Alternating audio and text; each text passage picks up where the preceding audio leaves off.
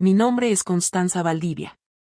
A mis 78 años, he transitado por las intrincadas avenidas de la alta sociedad, he presenciado el ascenso y la caída de imperios económicos, he sostenido manos en los momentos más trascendentales de la vida y en el silencio gélido de la muerte, y he invertido mi existencia, mi tiempo y, lo más doloroso, mi escaso patrimonio emocional en forjar una familia que, irónicamente, se ha erigido en mi juez más severo y desalmado. Fui la esposa de un cirujano plástico de renombre y éxito internacional, el doctor Alberto Valdivia, cuya destreza quirúrgica era tan impecable como su cuenta bancaria. Él partió hace exactamente 5 años y 3 meses, dejando en mis manos no solo la responsabilidad de administrar su cuantioso legado financiero, sino, y esto resultó ser la tarea más difícil y amarga, el legado de respeto familiar y afecto incondicional que se desvaneció de la noche a la mañana con su último aliento. Mi única hija, Sofía, y su esposo, un desarrollador de bienes raíces con ambiciones desmedidas llamado Marcelo, son mis herederos naturales, y la toxicidad de su ambición es tan palpable en el ambiente como el aire frío y espeso de un invierno implacable. Su interés en mí es directamente proporcional a la cifra que esperan heredar. La celebración de Navidad de este año no fue, bajo ninguna óptica, una reunión familiar de afecto o comunión espiritual, fue, más bien, un tribunal social y financiero informal orquestado por mis herederos. El evento se llevó a cabo en la mansión de diseño minimalista de Sofía, un espacio donde el lujo más desmedido era evidente en cada rincón, desde las obras de arte abstracto hasta los acabados de mármol italiano, pero donde la calidez humana era una quimera. Yo, Constanza, me encontré relegada a un sillón de terciopelo incómodo, en un rincón estratégico desde donde podía observar, sin participar realmente, como mi hija y mi yerno se pavoneaban ante sus invitados, discutiendo sus planes de expansión de negocios, siempre con la mirada puesta en mí, como si yo fuera un reloj de cuenta regresiva. Sabía, con la certeza que solo el desamor puede otorgar, que la única razón de su amabilidad superficial y sus invitaciones obligatorias era la inminente y codiciada herencia que pendía sobre sus cabezas. El doctor Valdivia, mi difunto esposo, fue un hombre de una complejidad emocional y profesional inmensa. Él nunca se molestó en dejar un testamento formal, o eso creían todos. Siempre le aseguró a Sofía y a Marcelo que el patrimonio se dividiría equitativamente, en su momento, una frase que les daba una falsa sensación de seguridad y control. Sin embargo, la verdad, que solo yo conocía, era que mi esposo, con su precisión quirúrgica y su visión a largo plazo, había diseñado un intrincado y secreto mecanismo de herencia condicional. Este mecanismo consistía en una serie de cláusulas privadas y perfectamente legales que dependían directamente del trato que yo, Constanza, recibiera de mis herederos después de su muerte. Él me había entregado una caja de seguridad, oculta tras una falsa tapa de libros en mi biblioteca, con instrucciones extremadamente estrictas de abrirla solo si sentía que mi dignidad había sido irrevocablemente violada o si mi bienestar emocional se veía comprometido por la avaricia de mis hijos. El incidente que finalmente rompió el delicado equilibrio y me obligó a activar este mecanismo de justicia ocurrió justo después de los brindis oficiales y antes de servir el postre. Marcelo, mi yerno, un hombre con una sonrisa falsa y unos ojos fríos y calculadores que delataban su ambición, siempre me había visto como un simple obstáculo administrativo para su próxima adquisición inmobiliaria. El tema de conversación viró peligrosamente hacia la casa de campo familiar, una propiedad antigua, de valor sentimental incalculable, que Marcelo quería desesperadamente vender de inmediato para financiar un proyecto de condominio de lujo en la costa. Yo, por apego emocional, por la promesa hecha a Alberto en su lecho de muerte y por el simple hecho de ejercer mi autoridad como administradora legal, siempre me había negado rotundamente a venderla, a pesar de las presiones constantes. Constanza, espetó Marcelo, con esa condescendencia pedante que usaba para dirigirse a los sirvientes o a los ancianos. Seamos brutalmente honestos y pragmáticos. Esa casa de campo es un lastre financiero. Genera gastos de mantenimiento astronómicos, está anticuada en su diseño, y, seamos sinceros, nadie de la familia la usa más que tú durante 2 semanas en verano. Pero la mantienes porque, supongo, te recuerda a los viejos tiempos y al abuelo. Es un sentimentalismo costoso y, a estas alturas, francamente, infantil e irresponsable con el patrimonio. Es más que un simple sentimentalismo, Marcelo. Es mi hogar de verano. Es la única propiedad que mi esposo me garantizó plena libertad para administrar. Y la decisión de venderla es únicamente mía, hasta que el patrimonio sea legalmente dividido y liquidado, respondí, manteniendo la voz firme, aunque pude sentir el temblor ligero e incontrolable en mis manos. Sofía, mi hija, quien siempre careció de la fortaleza para enfrentarse a su esposo, pero que tenía la suficiente avaricia para secundar sus ataques, se inclinó hacia adelante, su rostro pintado con esa expresión de frustración que había aprendido a reconocer y que odiaba. Mamá, ¿por qué siempre eres tan obstinada?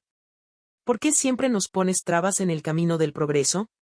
Papá fue generoso en vida, pero tú eres una carga. Gastas lo justo y necesario para vivir, mantienes esa casa enorme y antigua, y te niegas a modernizarte y disfrutar de la vida de verdad. A veces, siento que no entiendes el valor real de lo que tienes en tus manos y el potencial de lo que estás reteniendo. Entiendo el valor perfectamente, Sofía. Entiendo el valor del dinero, su liquidez y volatilidad, y, más importante, entiendo el valor de lo que no se compra ni se vende, la memoria y la dignidad, le repliqué, haciendo un esfuerzo sobrehumano para mantener la calma exterior. Fue entonces cuando Marcelo, en un acto de suprema crueldad y arrogancia, soltó la frase que rompió el último hilo de mi paciencia, mi afecto filial y mi voluntad de mediación. Se recostó en su silla, con una pose de superioridad, mirándome con una mezcla de aburrimiento existencial y desdén puro. El silencio incómodo en la mesa era total. Y dijo, con una claridad gélida y un tono definitivo que resonó en el ambiente: dejemos de lado las hipocresías, Constanza. Sofía y yo hemos trabajado duro, hemos arriesgado nuestro capital y hemos creado la verdadera fortuna actual. Lo que vamos a heredar lo hemos merecido con nuestro esfuerzo en la bolsa, no con tu sacrificio como ama de casa. Honestamente, si tuvieras que depender de tu propio mérito personal o profesional, no mereces nada de esta fortuna familiar. Eres solo la viuda de Alberto Valdivia, la administradora temporal y perezosa. El verdadero mérito, el esfuerzo y el riesgo financiero, es puramente nuestro. La frase, no mereces nada, no fue solo una ofensa, fue una anulación total y brutal de mi persona, de mi papel como esposa fiel, madre sacrificada y compañera de vida de mi esposo, y de mis silenciosos sacrificios durante décadas. Había sido reducida a una viuda sin mérito, sin valor propio, y sin voz. Mi hija se quedó en un silencio cómplice, aprobando tácitamente las palabras venenosas de su esposo. Para ellos, yo era una mera intermediaria, un reloj que tic-tac entre la muerte de su padre y el acceso a su riqueza. Me levanté de la mesa, no con la lentitud de una anciana, sino con la deliberada dignidad de un juez a punto de dictar sentencia. Sentí el peso de mi dignidad sobre mis hombros. La cena había terminado, y el juicio familiar había emitido su veredicto final. Constanza Valdivia no merecía absolutamente nada. No armé un escándalo. Me giré hacia la mesa, y con una voz perfectamente controlada, me dirigí a ellos, con una sonrisa enigmática. Feliz Navidad, Sofía, Marcelo. Les agradezco la franqueza. No se preocupen más por el sentimentalismo de mi casa de campo, ni por mi mérito personal. Les aseguro que la solución a todos sus problemas de liquidez y herencia está mucho más cerca de lo que creen. Pero antes de recibirla, aprenderán una lección fundamental sobre lo que es verdaderamente el mérito y el valor del respeto. Me fui de la casa, rechazando cortésmente la oferta de un chofer y caminando bajo la fría noche. Mi partida fue vista con alivio por Marcelo, que pensó que finalmente me retiraba, derrotada y humillada. 2 días después de la humillación, volví a mi casa. La rabia había dado paso a una fría y calculadora certeza. Me dirigí a mi biblioteca, activé el mecanismo oculto tras la falsa tapa de libros y abrí la caja de seguridad de mi difunto esposo. Dentro encontré exactamente lo que esperaba: una llave antigua de plata, un documento en un sobresellado con cera roja, y una nota manuscrita de puño y letra de Alberto, fechada un día antes de su última operación. La nota decía: Constanza, si lees esto, significa que ya no te valoran ni te respetan. Ejerce tu poder. El legado familiar no es para los que creen que lo merecen por sangre, sino para los que lo honran con su corazón. Activa la cláusula, mi amor. El documento sellado era una disposición testamentaria confidencial y ejecutable que alteraba completamente la distribución y la naturaleza de la herencia que mi esposo había dejado en el fideicomiso. El abogado que manejaba el fideicomiso, el severo y meticuloso doctor Ernesto Sotomayor, no tenía ni idea de la existencia de este documento. Alberto solo me había dado la clave para contactarlo en el momento preciso. A la mañana del tercer día después de Navidad, mi venganza silenciosa y legal se puso en marcha con la precisión de un reloj suizo.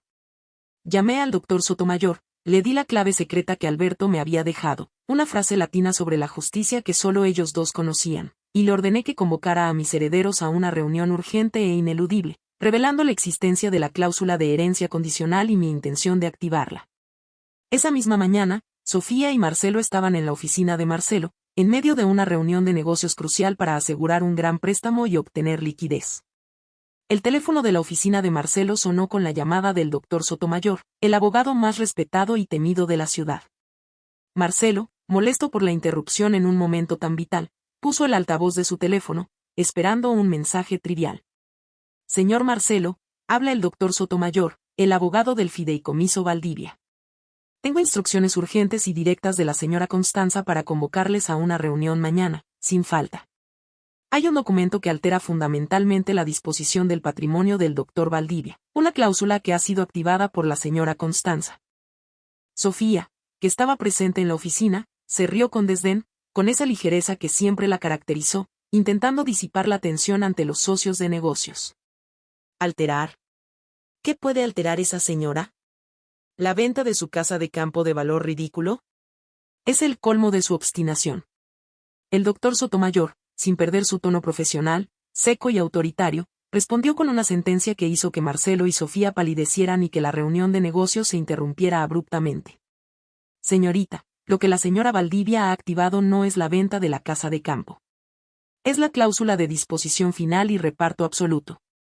Y se lo advierto, esta cláusula otorga a la señora Constanza el poder absoluto, y sin apelación posible, de redefinir toda la herencia y sus condiciones, incluyendo la desheredación parcial o total. Les espero mañana a las 10 en punto en mi despacho. Y le sugiero, señora Sofía, que sea extremadamente respetuosa con su madre. El futuro de su patrimonio pende de la dignidad de la mujer que usted acaba de declarar que no merece nada. Buenas tardes. El silencio se apoderó de la oficina de Marcelo, pero esta vez, era un silencio de terror financiero. 3 días después de declararme que no merecía nada, mi yerno y mi hija estaban de rodillas, sometidos al poder absoluto y legal de la madre que habían despreciado.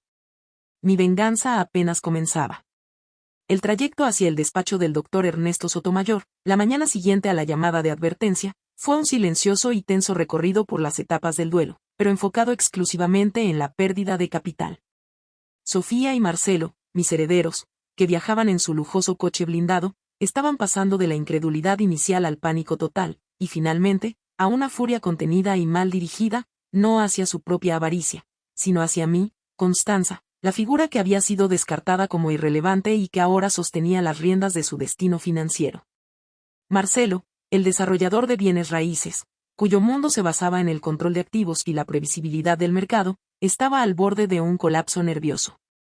El manuscrito de la cláusula de disposición final, ese documento secreto que yo había activado, era la única variable que él no podía tasar, negociar ni manipular, y esa impotencia lo estaba consumiendo por dentro.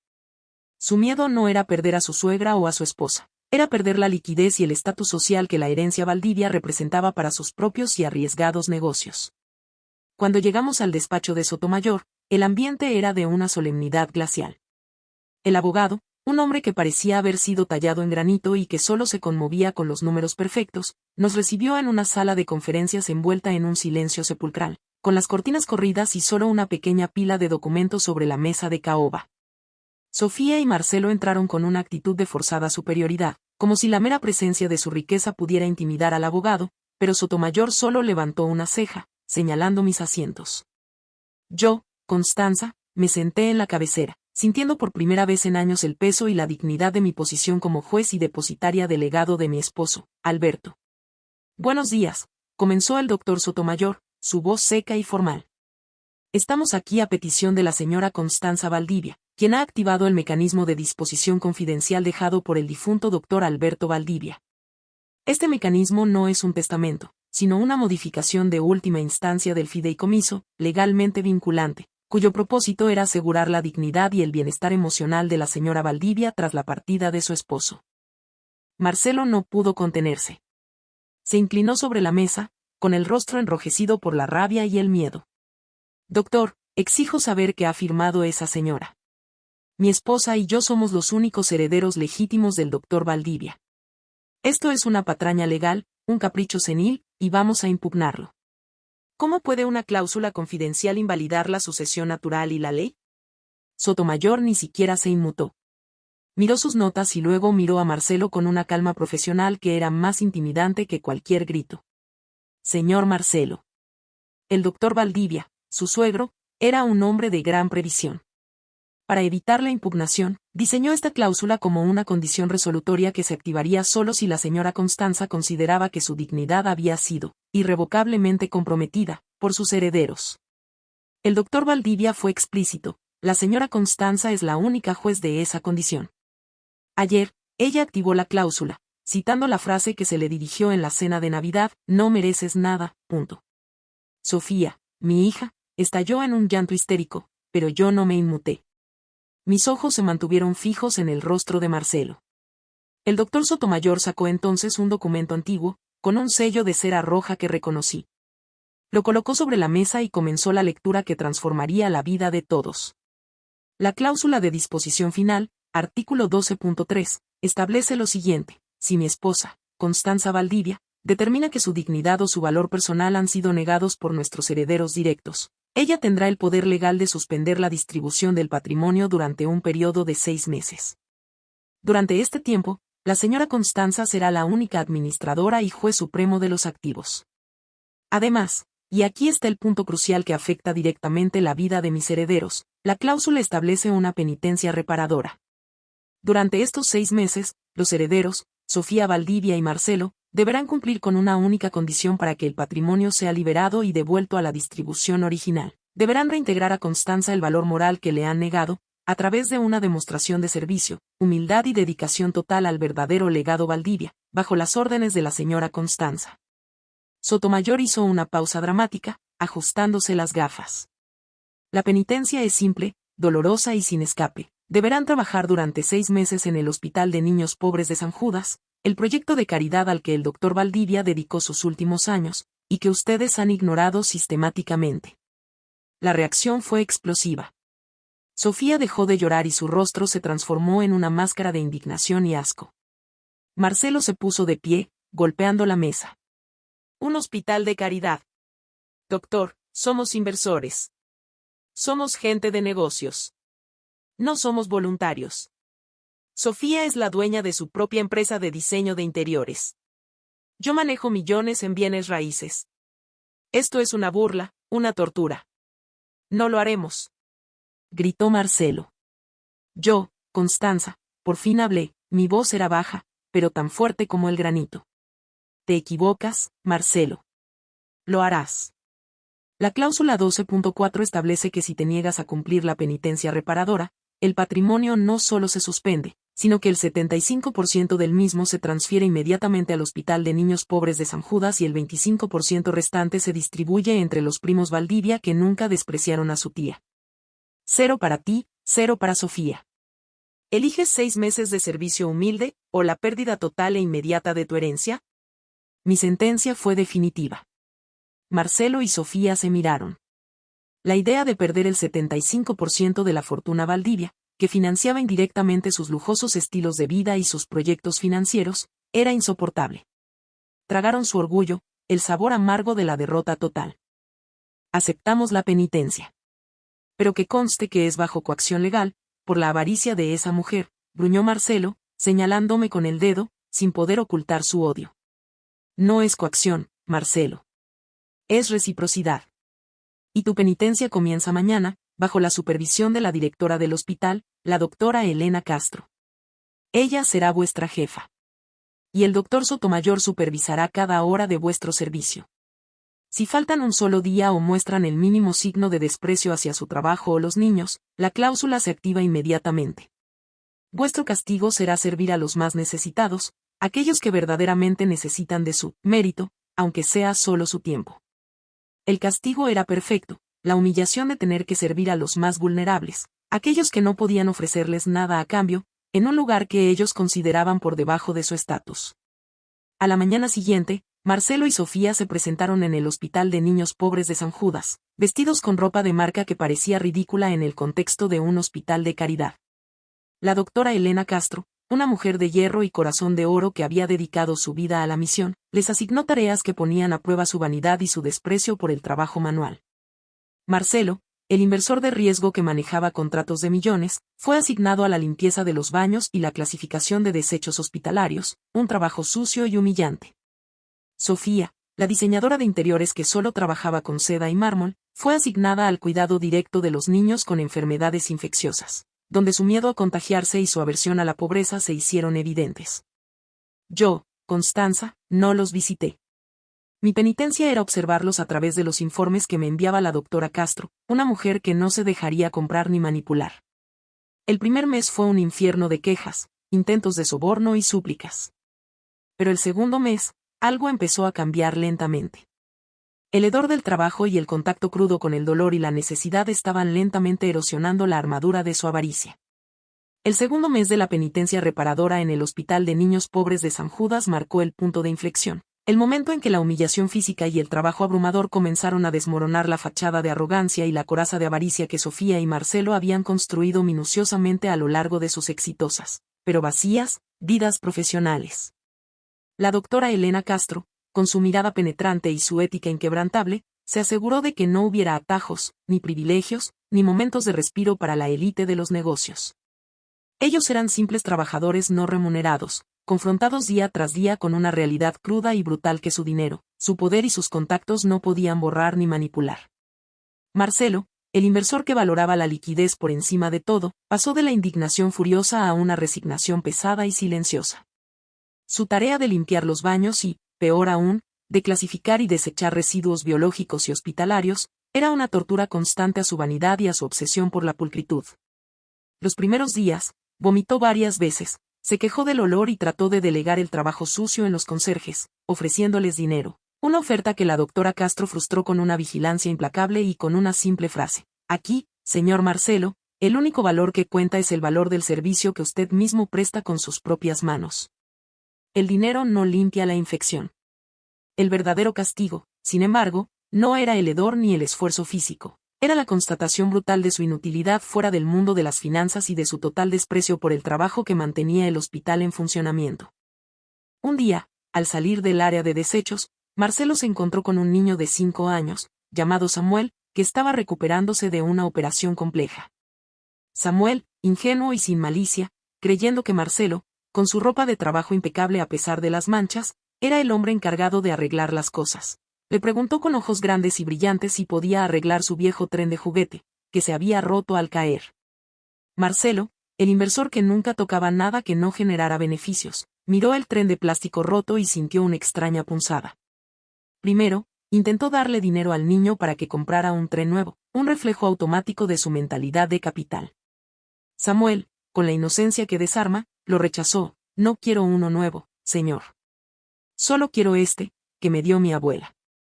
Marcelo se encontró entonces, solo y con las manos sucias de lejía, intentando reparar minuciosamente las pequeñas ruedas de plástico del tren con un pegamento barato que encontró en la conserjería.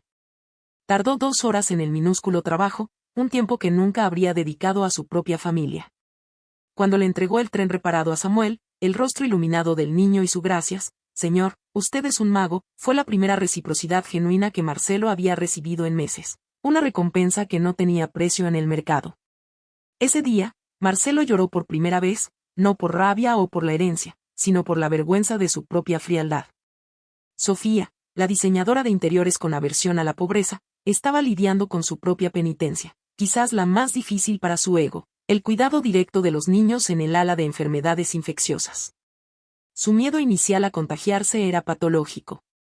Pasó el primer mes usando doble mascarilla y guantes quirúrgicos hasta el codo, manteniendo una distancia incómoda de los niños, a quienes veía como vectores de riesgo. Su trabajo era limpiar las habitaciones, cambiar vendajes, bajo estricta supervisión, y, lo más importante, interactuar con los pequeños, leerles cuentos y aliviar su dolor y su tedio.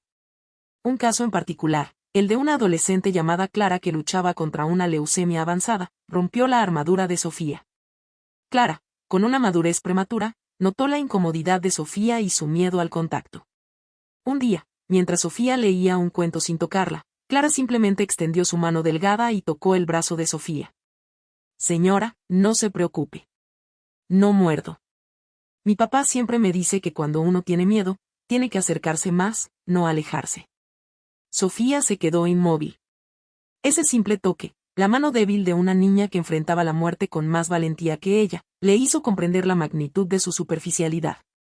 Por primera vez, Sofía se quitó la segunda mascarilla, se sentó al borde de la cama y, en lugar de leer, se dedicó a hablar con Clara sobre el diseño de interiores, sobre cómo ella decoraría su habitación al salir del hospital. Al final de la tarde, Clara le hizo a Sofía un pequeño dibujo de una flor, con una nota debajo que decía: «Gracias por tu tiempo. Me diste color». Sofía se guardó el dibujo, sintiendo una humedad en los ojos que no era sudor. Era el comienzo de la empatía. Yo, Constanza, recibía los informes diarios de la doctora Castro. Leía sobre la humillación, los errores, pero también sobre los pequeños gestos, el tren reparado, el dibujo, la disminución de las quejas. La penitencia estaba funcionando. No estaba devolviéndome el afecto filial perdido, pero estaba inculcando en ellos el valor que mi esposo y yo tanto defendimos. El mérito se mide por el servicio que se presta a aquellos que no pueden devolverte nada, no por la riqueza que acumulas. Estaban aprendiendo que el valor de una vida humana, y el valor de su propia humanidad, no estaba en un balance financiero, sino en la calidad de su trabajo y en la profundidad de su conexión con el sufrimiento ajeno. El final de los 6 meses se acercaba, y yo estaba lista para dictar la sentencia final y revelar el verdadero valor de la herencia. El final de los 6 meses de la penitencia reparadora llegó con el primer brote de la primavera, trayendo consigo un aire de limpieza y renovación que parecía reflejar la sutil, aunque profunda, transformación que había ocurrido en mis herederos. La reunión final no se llevó a cabo en el despacho austero del doctor Sotomayor, ni en la mansión fría de Daniel, sino en la casa de campo familiar, la misma propiedad que Marcelo había despreciado y que yo me había negado a vender. Era el lugar donde el patrimonio Valdivia había cimentado sus raíces emocionales, y era allí donde la cláusula de disposición final debía ser resuelta. Cuando Sofía y Marcelo llegaron, el cambio en su apariencia era palpable. Ya no vestían la ropa de marca impoluta, sus ropas eran simples, cómodas, con un aire de desgaste, y sus manos estaban curtidas, no con callos de trabajo duro, sino con las cicatrices emocionales del contacto con la realidad. Marcelo, el inversor siempre obsesionado con su peinado perfecto, tenía el cabello ligeramente despeinado, y sus ojos ya no brillaban con la avaricia ciega, sino con una fatiga que, paradójicamente, lo hacía parecer más humano. Sofía, la diseñadora, llevaba el pequeño dibujo de la flor de Clara, la niña con leucemia, en su cartera, y ya no mostraba asco por el barro o el polvo. La doctora Elena Castro los acompañaba, con un informe detallado que yo sostuve en mis manos. «Siéntense», les indiqué, señalando las viejas sillas de ratán que tanto habían despreciado. «Hemos llegado al final de la prueba. El doctor Sotomayor confirma que han cumplido con las horas de servicio sin un solo día de falta. Ahora, el juicio recae sobre mí, su única juez, Constanza Valdivia. La pregunta es, ¿han recuperado el mérito que declararon no poseer y que me negaron a mí en Navidad?» Marcelo, sorprendentemente, fue el primero en hablar, sin la ironía o la condescendencia que lo caracterizaban. Su voz era grave, contenida. «Constanza, no voy a hablar de la herencia. He aprendido que la herencia que me importa es la que puedo generar con mi propio esfuerzo, no la que me regalan. En el hospital, entendí que el verdadero valor de un hombre no está en el colateral de sus propiedades, sino en el servicio que presta a los que no tienen nada. Reparar el tren de Samuel y limpiar el dolor era más difícil y más gratificante que cualquier contrato millonario. Yo declaré que tú no merecías nada, y con honestidad, te digo que yo no merezco nada de esta fortuna, si el mérito es el respeto y el servicio. Te lo ruego, no por el dinero, sino por tu perdón. Si me desheredas, lo aceptaré, siempre y cuando el dinero vaya al hospital, donde realmente se necesita». Sofía, con lágrimas en los ojos, se dirigió a mí, no como mi hija, sino como una mujer arrepentida. «Mamá, Clara me enseñó que el miedo al contacto es miedo a la vida. Yo diseñaba casas bonitas para gente rica, pero nunca hice nada de verdadero valor. Ahora sé lo que es el dolor y lo que es la esperanza. Lo que papá quería, ese hospital, es el único lugar donde el dinero tiene un propósito real. Por favor, si el patrimonio se transfiere, deja que Marcelo y yo sigamos en el consejo del hospital, para honrar la memoria de papá. Es lo único que queremos». El juicio había terminado. Habían renunciado a la codicia en favor del propósito. La penitencia había surtido efecto. Sonreí, con una calma que me llenaba el alma. Me dirigí a la doctora Castro. «Doctora, ¿Cuál es su veredicto sobre el servicio de mis herederos? Han sido transformadores, señora Valdivia. Han aprendido la lección de la humildad. Ahora son activos valiosos, no solo financieros, sino humanos. Entonces, saqué el sobresellado. La penitencia reparadora ha terminado con éxito. Ahora, la resolución final de la cláusula de disposición final. Abrí el sobre. Hijos, su padre no quería que vendieran esta casa de campo. Y no quería que heredaran la fortuna sin ganársela. Leí el documento final. La herencia total, sin excepción, se divide en 2 partes iguales entre Sofía Valdivia y Marcelo, bajo una única condición innegociable. El 50% de la fortuna lo reciben ahora. El 50% restante es para el Hospital de Niños Pobres de San Judas, a menos que demuestren que han dedicado su tiempo y su esfuerzo a mantener el hospital en el Consejo de Administración durante los próximos 5 años. Además, el verdadero legado de su padre no era el dinero. Es la casa de campo. El doctor Valdivia transfirió la propiedad de esta casa a mi nombre antes de morir. La casa es mía, completamente. Y yo he decidido donarla al Hospital de San Judas para que sirva de centro de recuperación y refugio para los niños que necesitan paz. El verdadero patrimonio es el servicio. La revelación fue triple: recibieron la mitad del dinero, pero atados al servicio, y perdieron la casa por completo, donada a la caridad por mi propia voluntad. Sofía y Marcelo no se quejaron. La mitad de la fortuna era suficiente, y la pérdida de la casa les importaba menos que el valor del hospital. Me levanté de la silla. Ustedes dijeron que yo no merecía nada. Ahora tienen la oportunidad de merecerlo todo, con su esfuerzo y su servicio. Felices Pascuas. La justicia de Constanza Valdivia había sido dictada. El legado se había salvado, no para la familia, sino por el bien que se haría con él. Mis hijos habían ganado dinero, pero yo, su madre, había ganado su respeto y su alma.